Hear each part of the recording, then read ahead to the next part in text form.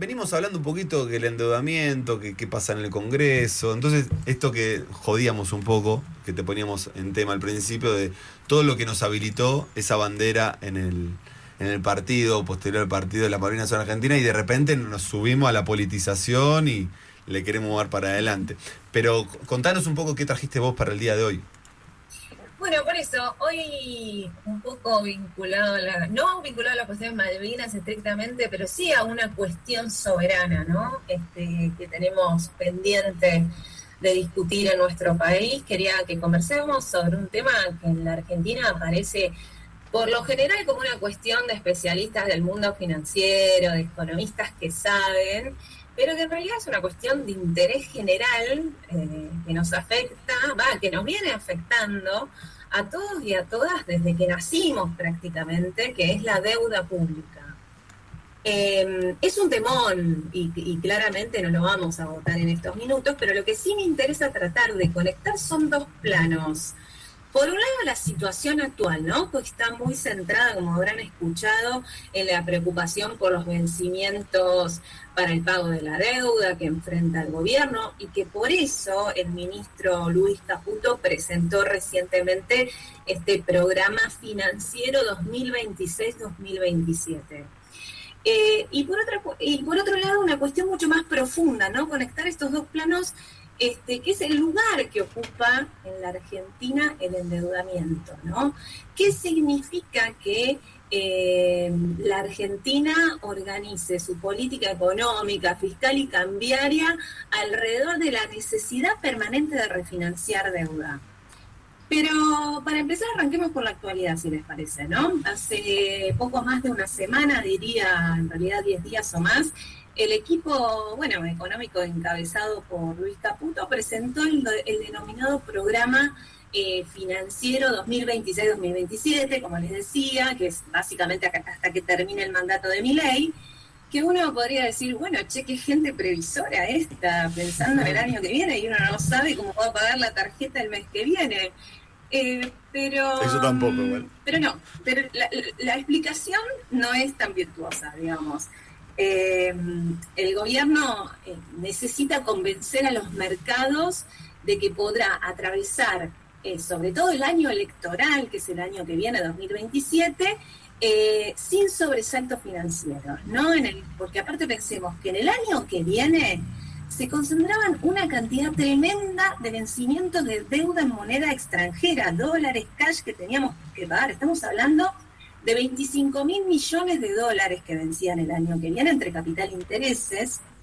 Y además, en un año en el que, como sabemos, se vienen las elecciones y como tal, hay más propensión a la compra de dólares por parte de la gente. Ojo, los que pueden, ¿no? Los pocos que pueden comprar dólares, pero que esos pocos compran muchísimo y realmente mueven el perímetro.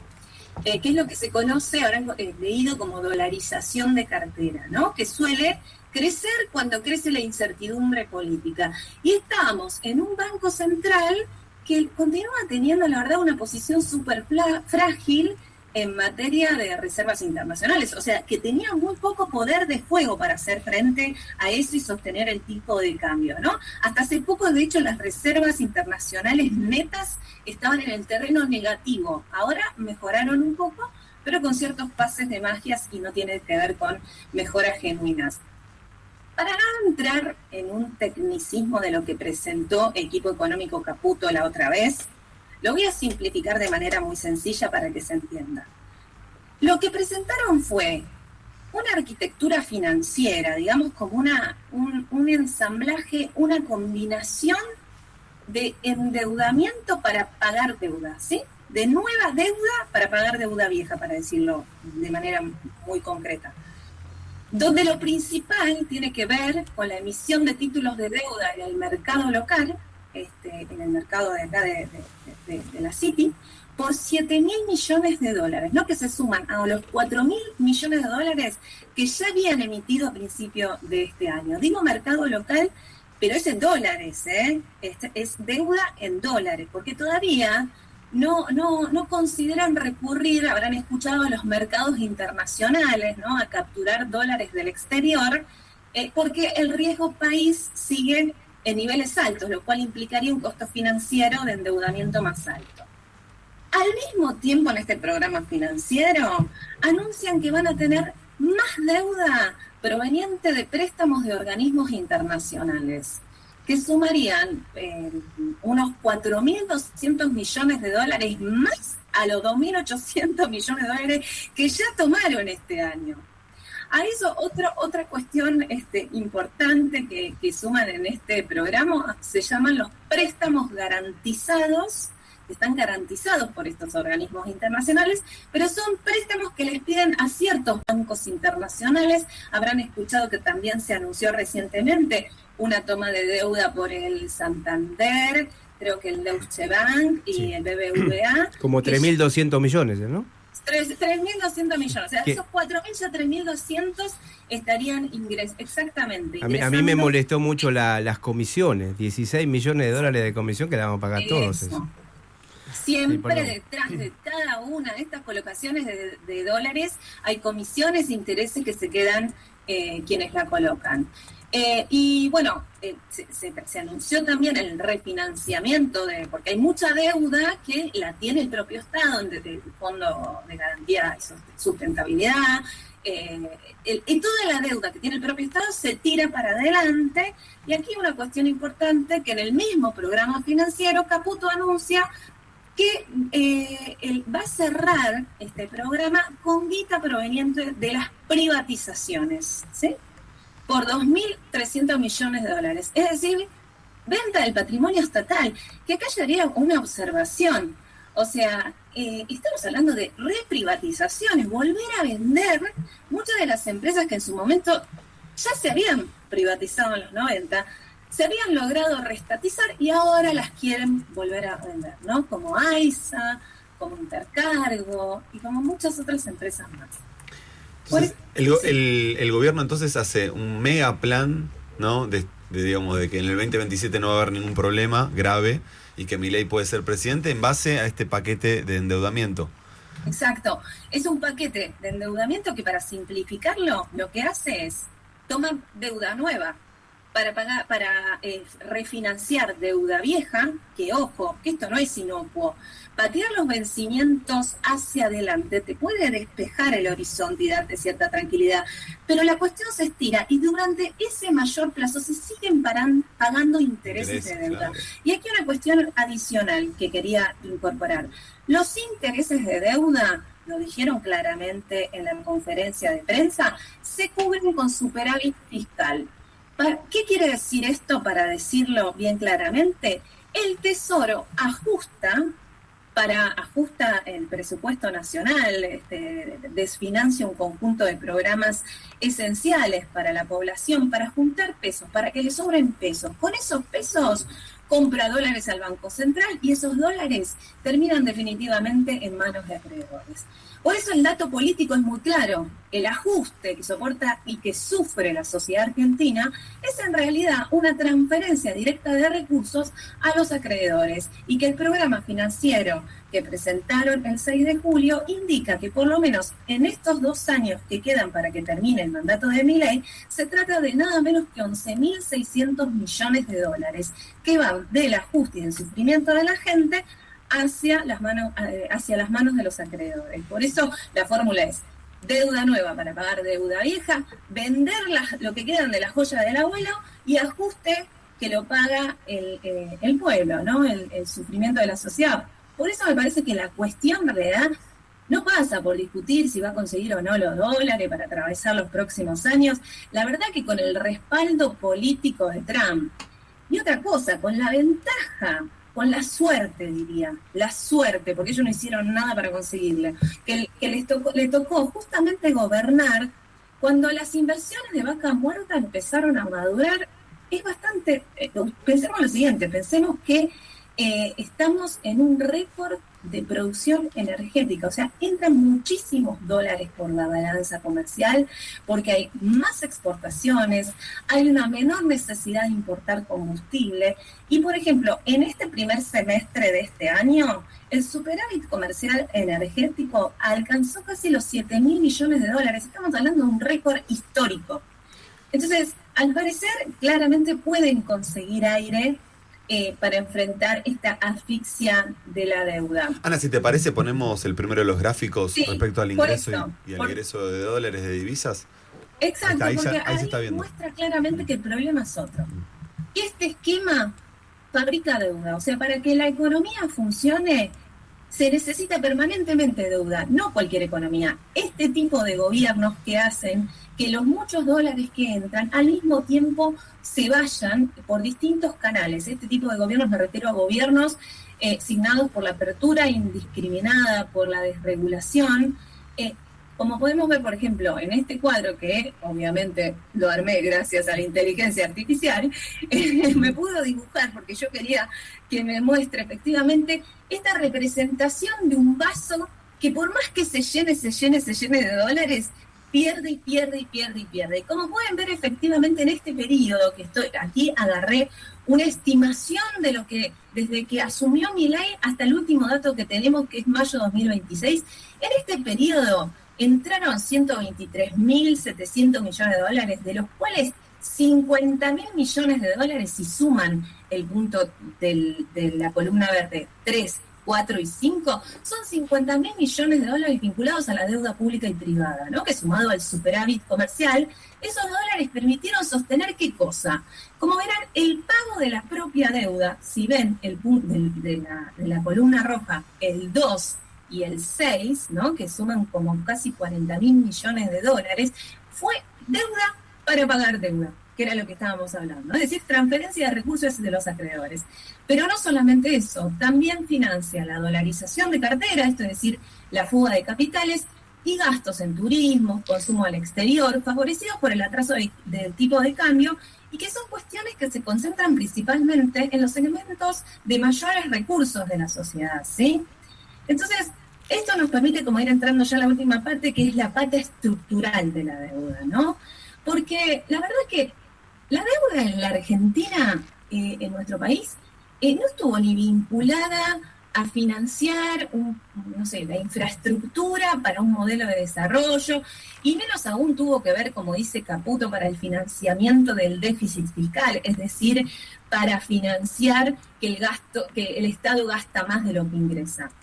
No ocurrió nada de eso. Para entender de dónde viene el problema del sobreendeudamiento de nuestro país, hay que entender lo que pasó en la dictadura militar, ¿no? Que es la gran herencia que tenemos en democracia. Ahí los grandes grupos económicos, por ahí ya muchos lo saben, pero no está mal volver a recordarlo, los grandes grupos económicos se endeudaron en dólares para hacer negocios financieros, valorización financiera, es decir, tomaban créditos en el exterior, lo pagaban a tasas altísimas en el país y luego lo jugaban en forma de ganancia. Entonces, cuando el mecanismo estalló, ¿qué pasó? El Estado absorbió buena parte de esa deuda privada. Por lo tanto, el origen de la deuda pública no es el problema del Estado, es el funcionamiento de los grandes capitales que concentran el excedente en la Argentina. Y así la deuda, como verán, si quieren pasemos ya a la siguiente imagen. Lo estamos viendo ya, Ani. El de los ciclos por periodo. Ya lo estamos viendo. Lo estamos viendo, perfecto. Como verán, la deuda previo a la dictadura militar era de 8.000 millones de dólares, pasa a 45.000 millones a finales de la dictadura. Entonces, ¿qué es lo que muestra este gráfico que les quería compartir? Que si bien la deuda creció durante todos estos años, ven que esa escalerita fue creciendo, los grandes saltos, que son las barras rojas, ¿no? Que ahí traté de sobresaltarlos, los grandes saltos coinciden con momentos en que la deuda se convirtió en un combustible para programas de apertura comercial indiscriminada, desde regulación y valorización y fuga de capitales. Por ejemplo, la dictadura que inaugura con la reforma financiera y la famosa tablita. Vean la convertibilidad, que es la siguiente columna roja que pega ese salto para sostener el 1 a 1, la apertura importadora y la salida de capitales que se da sobre todo al final de la convertibilidad. Lo de Macri, el salto, como verán, es fenomenal, donde se acelera un nuevo proceso de valorización financiera y fuga, ¿Y qué vuelve a traer? Al Fondo Monetario Internacional a la Argentina, que lo salva del default de la valorización financiera anterior.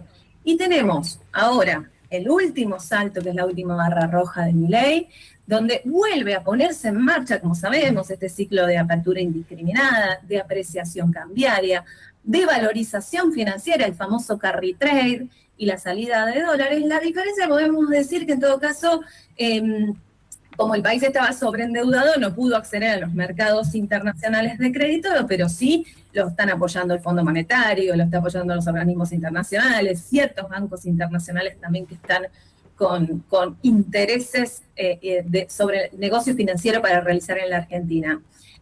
Pero aquí hay una cuestión con la cual me gustaría cerrar porque nos permite como problematizar la situación. ¿Qué pasa en el resto de los intervalos, ¿no? En las columnas que ahí marqué en celeste, ¿no? Que en general son cuando gobiernan fuerzas de signo popular, ¿no? En general, la verdad que no se abren nuevos ciclos especulativos y en algunos momentos incluso mejora la composición de la deuda vía reestructuraciones, porque se alargan plazos, se reduce el peso de la deuda en moneda extranjera, porque se logra refinanciar capital, es decir, se tira para adelante los vencimientos. Pero el problema de fondo es que la deuda y el stock de deuda vuelve a crecer porque la rueda sigue girando, ¿sí? ¿Y por qué razón es esto? Porque nunca se terminó de cuestionar de fondo la deuda ilegítima, ¿no?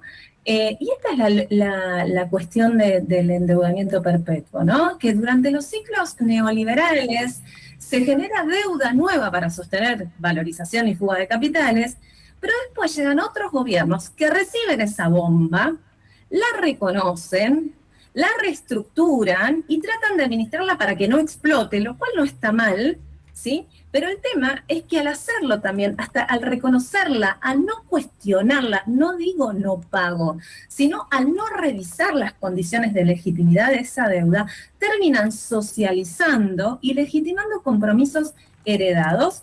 Y entonces, de alguna manera, el resultado, un poco yendo a responder esa pregunta de qué implica que la economía esté permanentemente condicionada con la deuda, es que una parte creciente de lo que producimos todos los argentinos y las argentinas termina subordinada al pago de las obligaciones acumuladas durante décadas.